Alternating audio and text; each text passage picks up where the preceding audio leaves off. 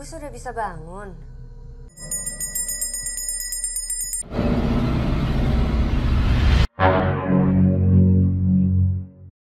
Sudahkah Anda menonton film Pengabdi Setan terbaru di bioskop? Kalau saya cukup menonton alur ceritanya di YouTube. Hitung-hitung pengiritan duniawi. Hihi. Kali ini saya akan mereview film Pengabdi Setan 2017. Film ini bercerita tentang teror mengerikan setelah kematian sang ibu dan ada rahasia besar yang disimpan ibunya selama ini. Seperti biasa, sebelum alur cerita film ini dimulai, bagi kalian yang suka dengan konten seperti ini, silahkan subrek aja supaya tidak ketinggalan alur cerita film menarik lainnya dari Awan Channel. Tanpa kebanyakan spoiler di awal, seruput dulu kopi kalian dan inilah alur cerita film Pengabdi Setan 2017.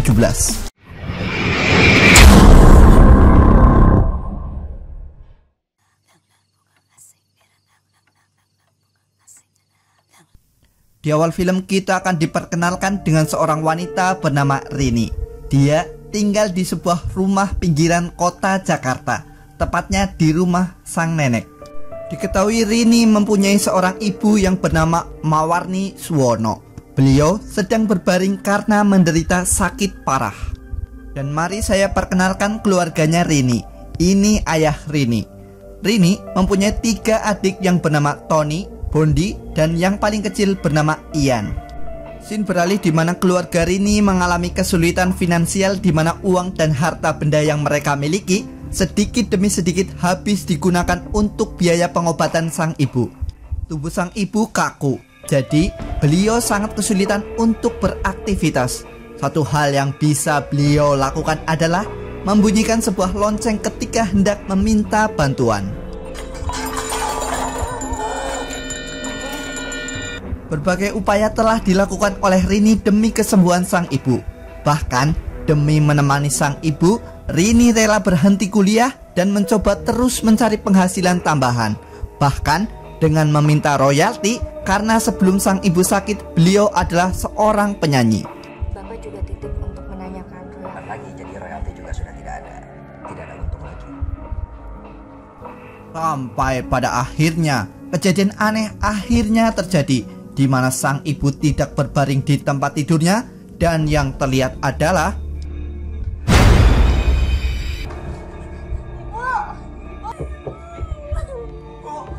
ya, Mawarni sedang berdiri dengan mulut melongo dan wajah sangat ketakutan.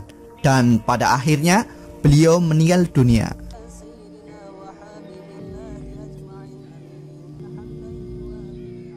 Di pemakaman sang ibu, ada seorang ustadz dan anaknya yang bersedia membantu keluarga Rini yang diketahui sedang mengalami kesulitan ekonomi. Singkat cerita, Bapak Rini yang sadar dengan keadaan ekonomi keluarga yang semakin sulit, berencana kembali ke kota untuk menggadaikan rumah dan mencari pekerjaan yang baru. Lalu kalau kami butuh Bapak bagaimana? Telepon rumah nggak ada. Sudah. Perlu Bapak buat apa kira-kira? Dan dari sinilah teror mengerikan baru dimulai. Beralih di malam hari, di mana Tony mendengar suara lonceng sang ibu yang berasal dari kamarnya. Dan sesampainya di sana, yang terjadi adalah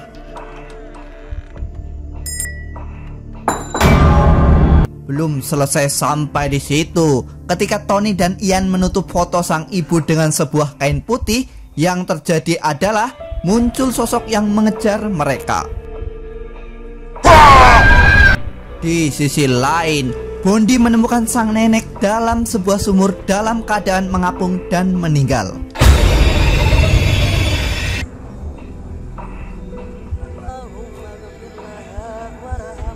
Setelah kematian sang nenek, Rini menemukan sebuah surat yang ditujukan kepada Pak Budiman. Dan keesokan harinya, Rini bergegas mencari Pak Budiman ditemani oleh anak sang ustadz yang bernama Hendra. Diketahui Budiman adalah seorang penulis sekaligus ahli spiritual.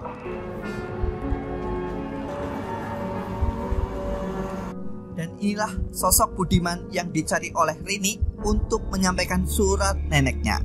Budiman adalah teman nenek Rini. Beliau bercerita bahwa neneknya tidak merestui pernikahan anaknya dengan Mawarni, karena Mawarni adalah seniman yang divonis tidak bisa memiliki keturunan. Dan mengejutkannya, Mawarni atau Ibu Rini mengikuti sebuah sekte penyembah iblis demi mendapatkan keturunan. Kamu tidak bisa memberikan keturunan. Kamu berdoa bukan kepada Tuhan. Jadi berdoa kepada siapa? Di sisi lain, setelah sang nenek meninggal dunia, Bondi terlihat aneh dan sepertinya hendak menyakiti Ian. Dan akhirnya, Ian dihantui oleh hantu sang nenek yang mengajaknya bermain petak umpet.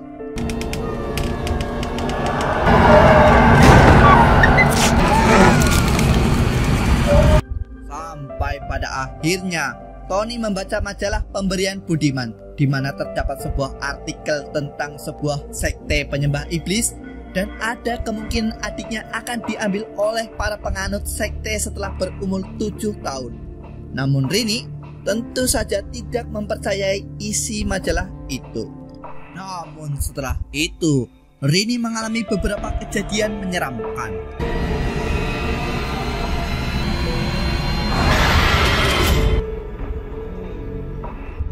Mereka yang mulai ketakutan akhirnya memanggil Ustadz ke rumah untuk memeriksa rumahnya. Dan alhasil mereka diberi nasihat untuk lebih mendekatkan diri kepada Allah.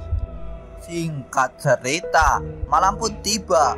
Di saat Rini hendak sholat, dia diteror oleh arwah sang ibu.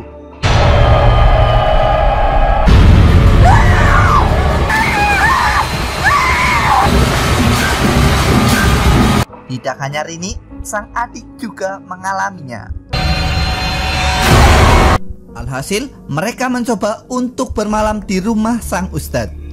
Esokan harinya, sang ustadz mengatakan akan mengadakan pengajian di kediaman Rini. Dan tak lama setelah itu, Hendra mendapat telepon dari Pak Budiman untuk segera menemuinya. Setelah sampai di rumah Pak Budiman, beliau menitipkan sebuah artikel untuk diserahkan kepada Rini. Namun dalam perjalanan, dia melihat sebuah penampakan. Dan alhasil, motornya oleng dan Hendra tewas terlindas truk. Singkat cerita, jenazah Hendra sudah dibawa pulang. Dan tanpa sengaja, Rini menemukan sebuah artikel yang jatuh dari kantong jasad Hendra.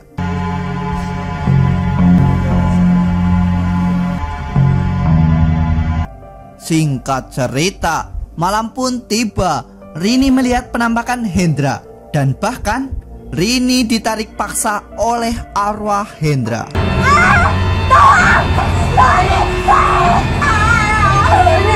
Namun Pak Ustadz yang melihat hal itu hanya diam saja. Karena beliau ketakutan setelah sang anak juga meninggal setelah ikut campur urusan keluarga Rini. Di tengah ketakutan, sang ayah akhirnya datang dan mengajak mereka pulang ke rumah. Sesampainya di rumah, sang ayah langsung menangis setelah mengetahui bahwa sang ibu atau nenek Rini sudah meninggal di dalam sumur. Tapi di sisi lain, Ian yang hendak buang air kecil bersama Tony tiba-tiba dikejutkan dengan pintu yang tiba-tiba tertutup. Dan Ian dibawa masuk ke dalam sumur oleh arwah sang nenek.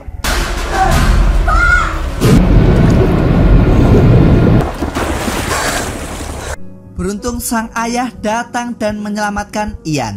Namun di luar rumah ada begitu banyak orang yang diketahui adalah para pengikut sekte penyembah iblis.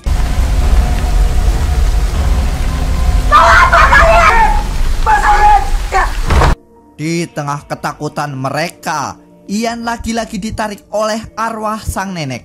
Dan beruntung, Ian diselamatkan oleh Bondi. Bondi, ya.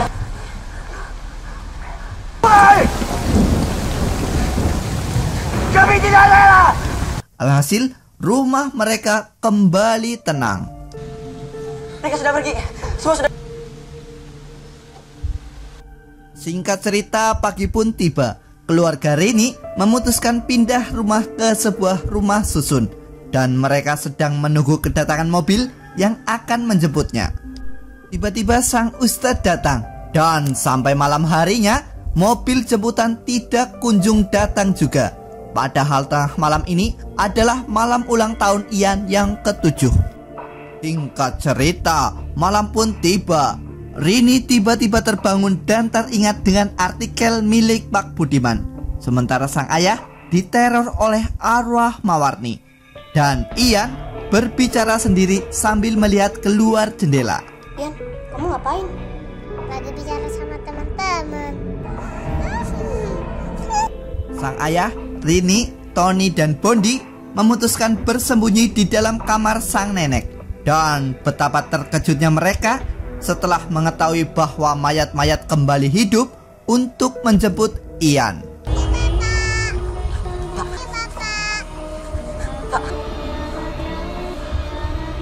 Dan inilah momen paling gokil di mana Pocong membawa golok.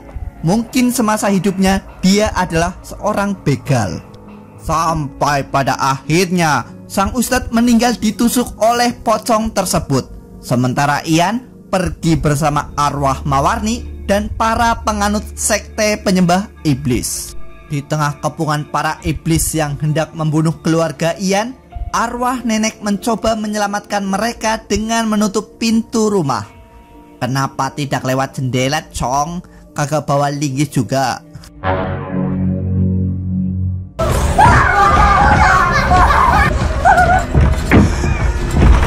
Diketahui sang nenek semenjak awal ingin melindungi keluarganya, namun dengan cara membunuh Ian sebelum genap berusia 7 tahun.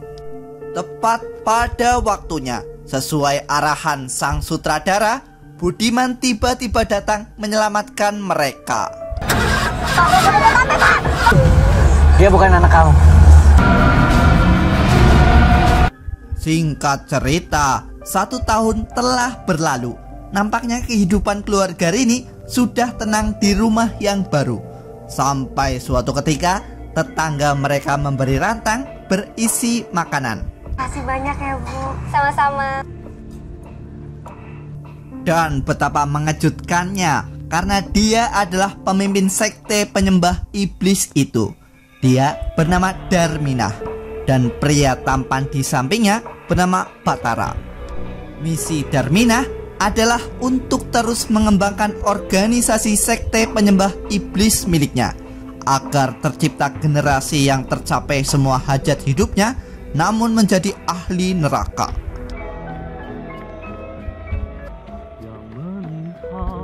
Dan film Pengabdi Setan akhirnya tamat.